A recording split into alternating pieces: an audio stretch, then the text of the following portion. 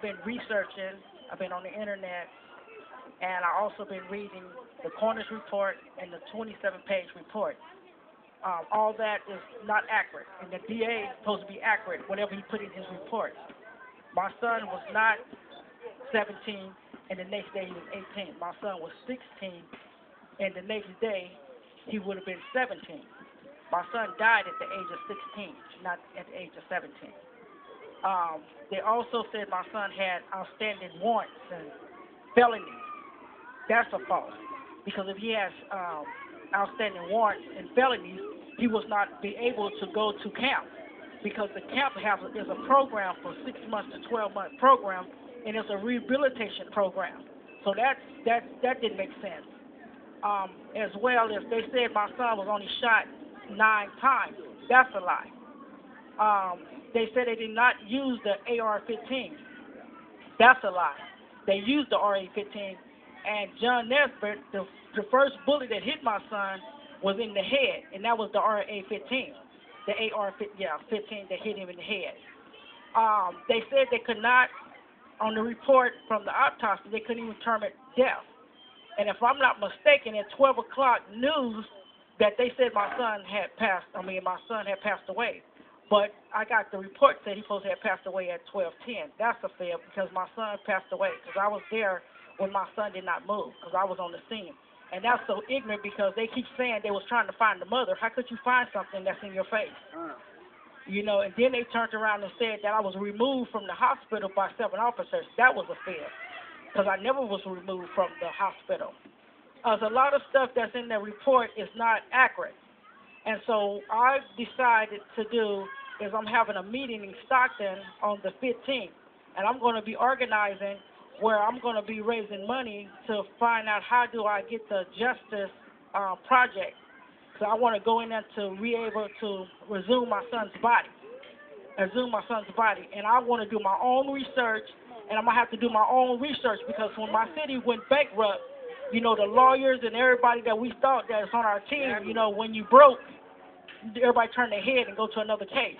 So now I see that I have to fight even harder now.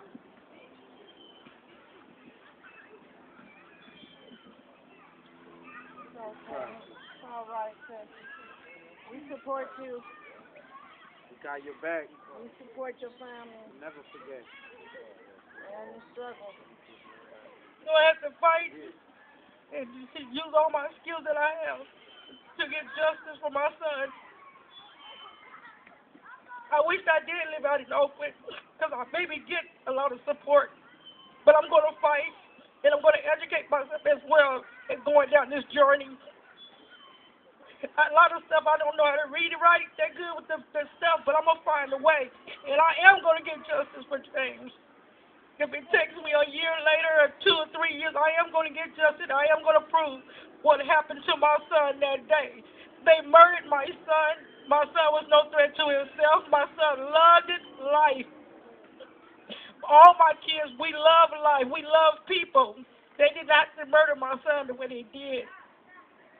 Then the officer just killed the man Thursday in the gunfight. John Nesbitt, the one that also shot James with the AR-15, he was just in the paper Thursday, and they had an article about him and my son. And they said in the article that John Nesbitt and the other guy was shooting, and then they turned around and said that the guy shot himself. How could he shoot himself when it was a 2-minute gunfire in Stockton? So if you can go in there, I brought the article as well. You can read the article. I have brought it with me.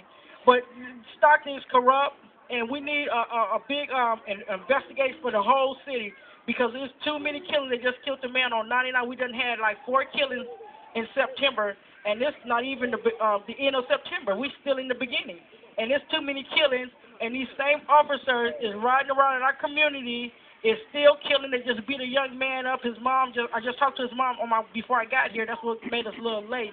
But they broke his arm. He's in the county jail, and they want me to go out there with them to visit him. But it's corrupt. So if y'all can come and support us, we're going to be in Stockton September 15th. It's on Bianca. My husband will give you the address. It's in my phone.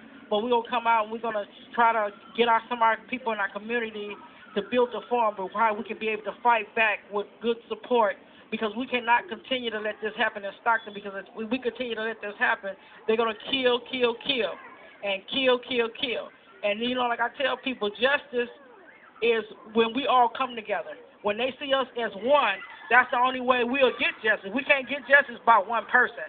They got to see a force, and they know we mean business. Okay, you're going to have